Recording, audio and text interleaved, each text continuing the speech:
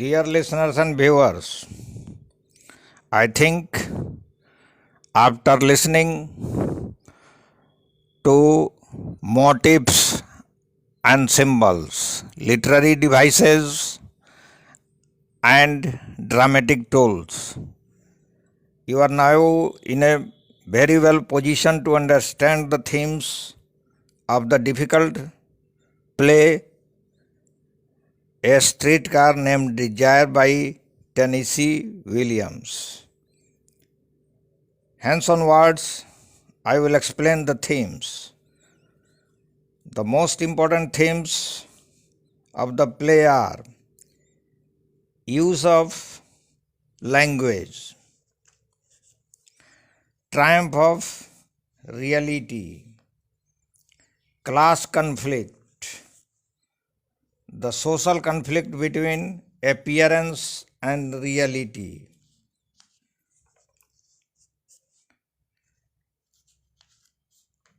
and feminism,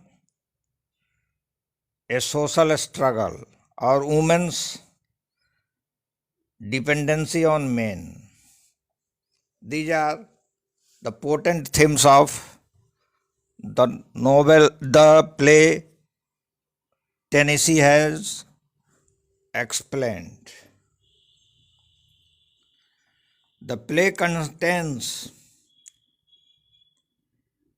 several themes we see, but many of them carry multi-layered meanings. To depict the themes, Tennessee has used beautiful language, which in itself becomes a theme. Use of language as a theme. The author has used two types of languages. There is a clear difference between language used by Blanche, Stella, Stanley, and Mitch.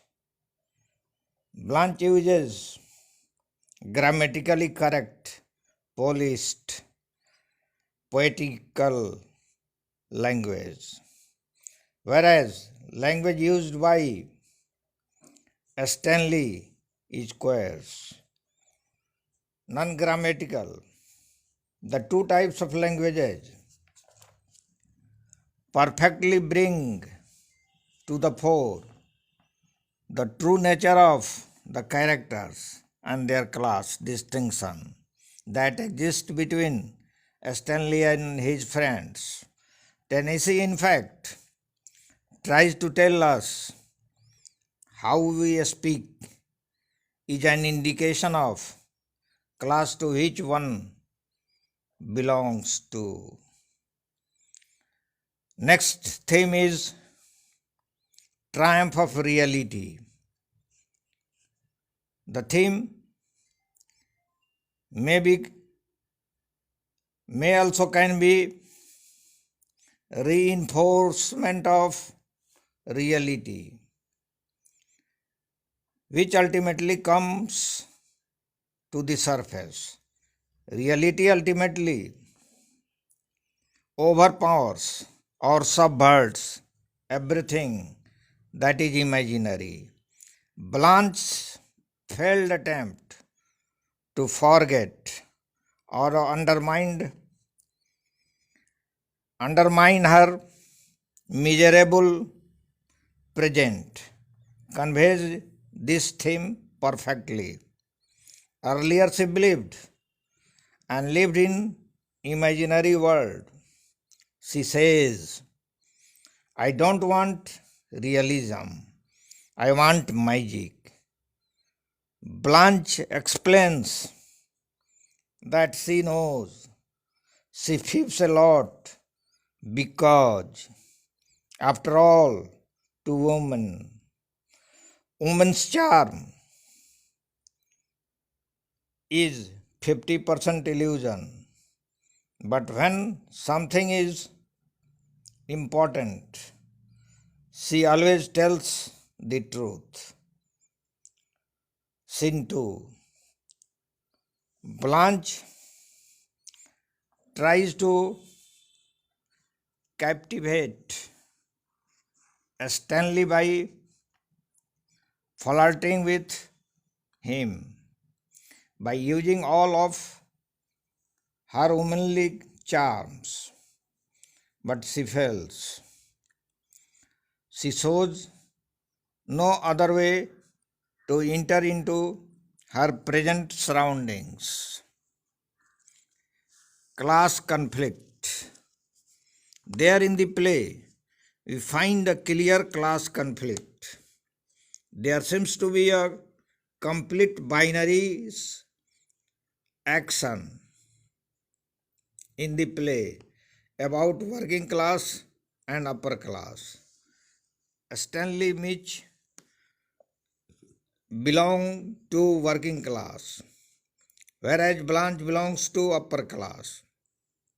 Hence, there is some kind of antagonism between these two classes that exist. It is another important theme of the play which gets reflected throughout the play. Antagonistic classes are systematically involved in the play. Blanche belongs to upper class and she is somehow trying to compromise with societal status. Yet she has pretenses of upper class. Sophistication as well. Tennessee has reflected one thing very clearly, that upper class aristocracy in the South America is declining. Through the characters of Stanley and Stella, Tennessee tries to depict domination of patriarchal society. Next important theme is the social conflict between appearance and reality. Blanche has freedom of expression, but only at the disdain of the others. Stanley is a very blunt, rough, and authoritative. He is not used to Blanche's personality. He dislikes her because he feels she threatens his authority. He is also very often good to Stella either. When Stella is preparing for Blanche's birthday party, she says to Blanche, Stanley is too busy making a pig of himself and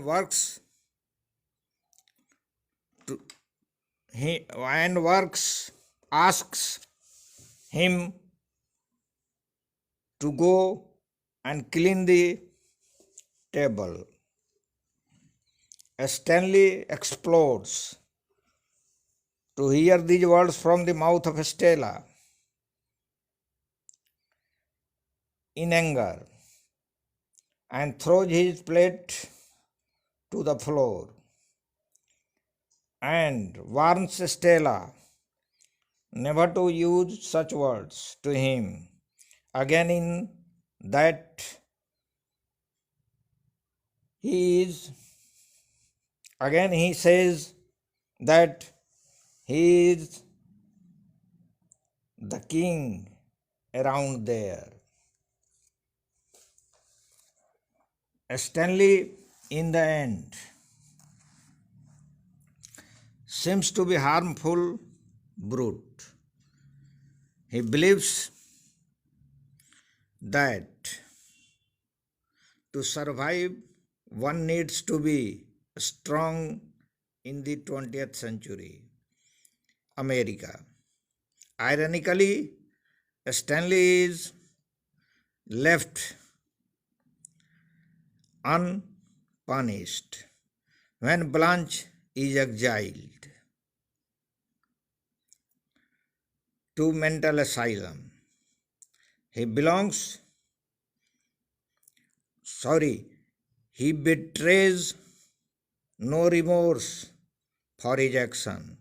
He says in a conversation with his wife, when we first met, me and you thought I was common. You were a body, I was a common, a death. Stanley's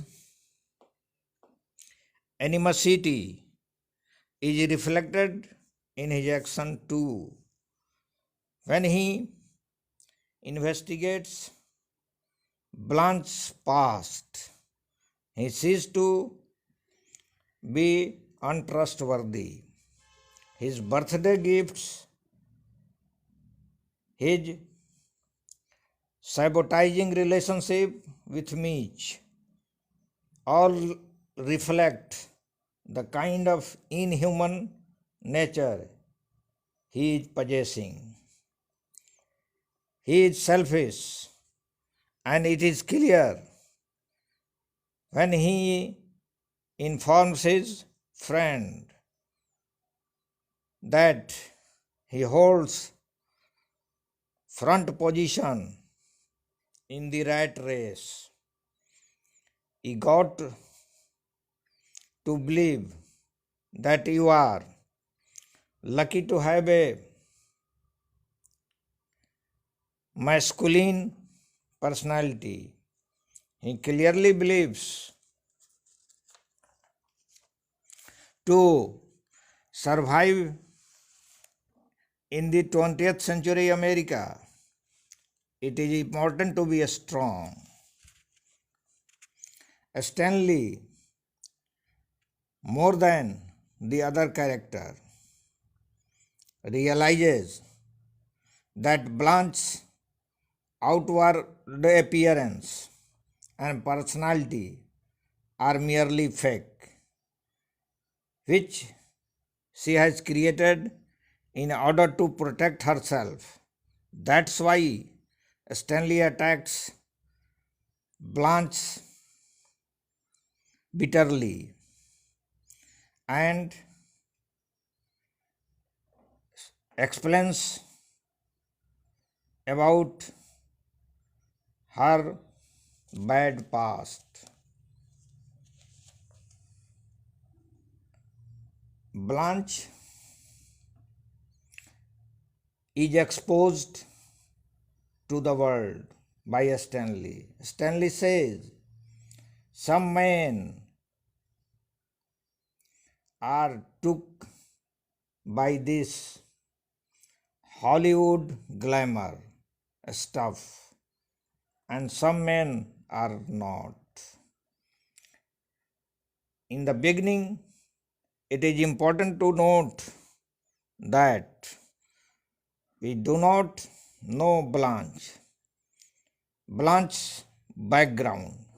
We do not know that what seems to be true is indeed true.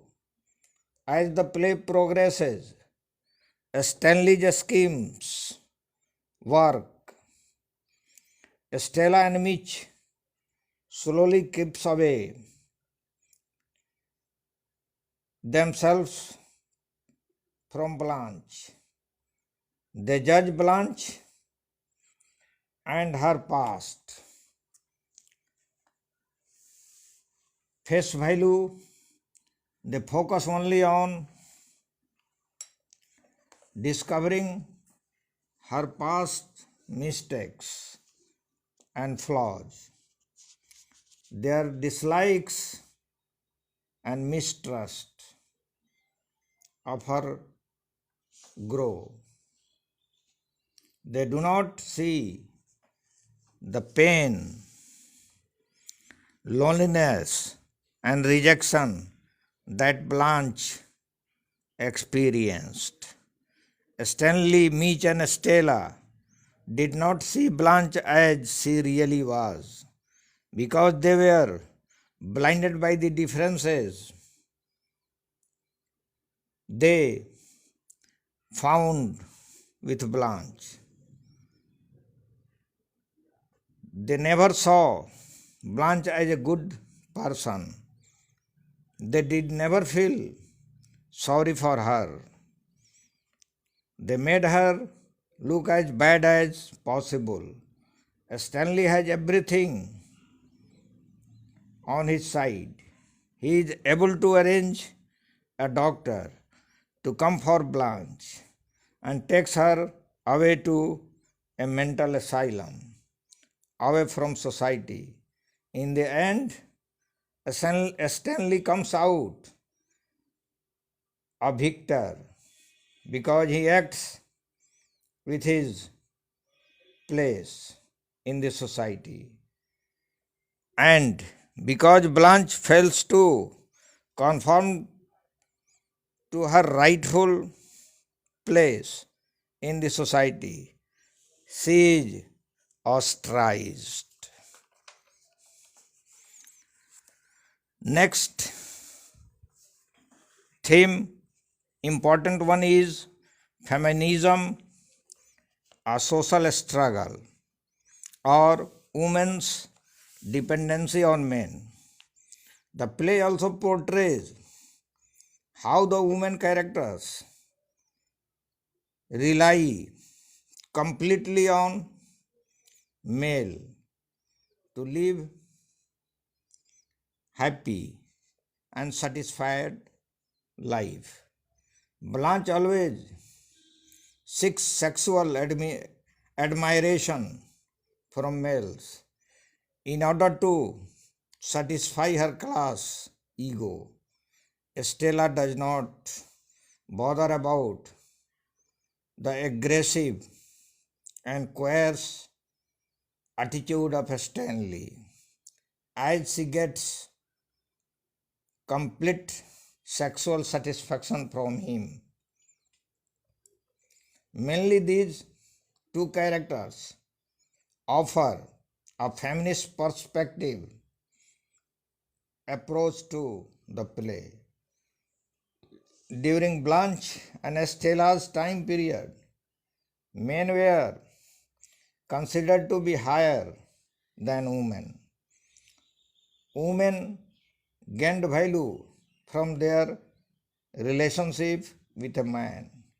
In many cases, women were treated as property, not people.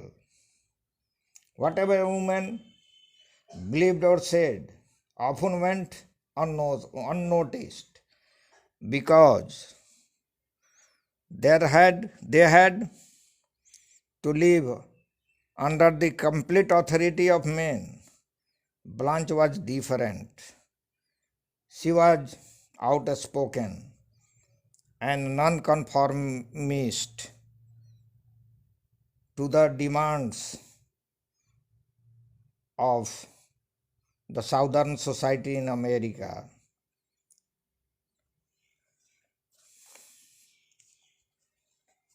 The culture of New Orleans commands Blanche to conform and submit.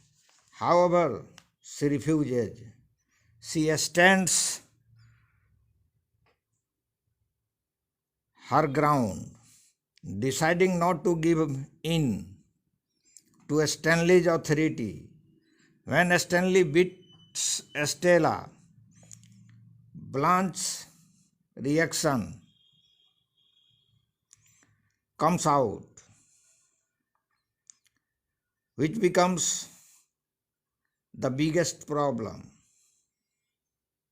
No other one stood in the way of unfettered freedom of expression.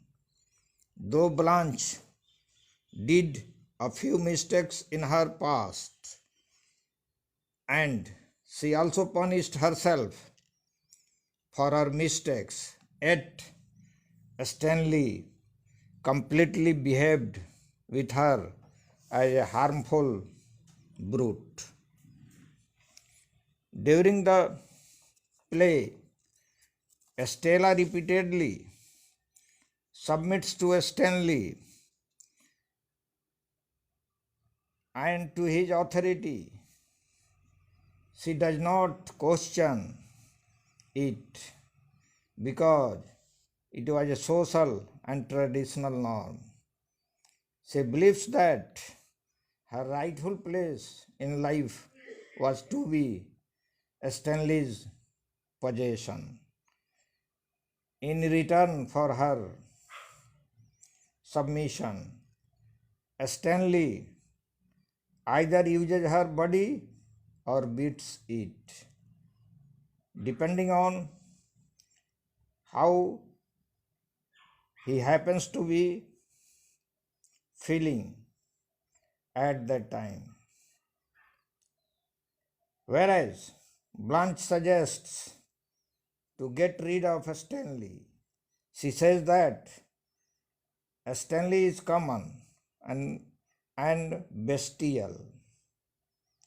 He has animal habits and is a survivor of Stone Age.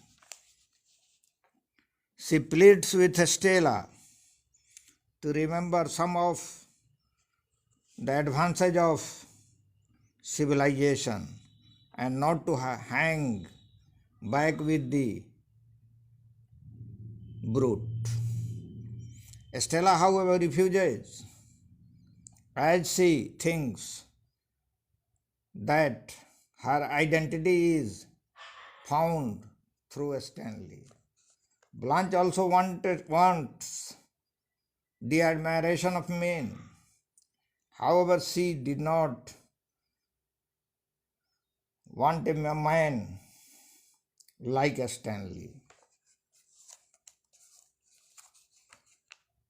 The conflict between Blanche and Stella raises the question of the role of women in the realm of authority.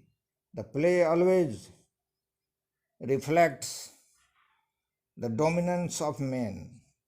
Perhaps Williams was affected by the harsh treatment of women in Southern society.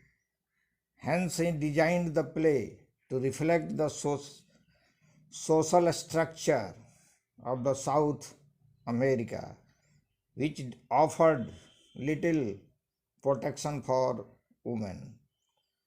He exposes unfairness that often went unconsidered. Mitch's attempted rape of Blanche comes as a shock. The action suggests how male views of female behavior were so idealized that if a man discovered any deviation of a woman from accepted norm of virginity and chastity, his reaction would be extreme. By rejecting Blanche for marriage, claiming that she is not the ideal woman, Mitch draws attention to the discrepancy between man and woman in the social structure. This highlights the appropriateness of the society and its norms, which are yet another important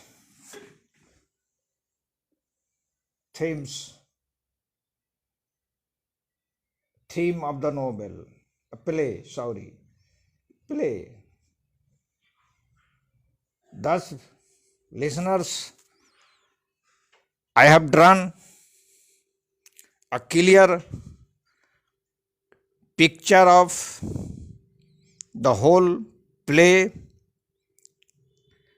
in a vivid manner, and if you like my depiction and narration of the themes and other audios, please subscribe, share, so that I may be encouraged to work further for you people. Thank you. Next I will come with another video, the justification of the title of the play. Thank you.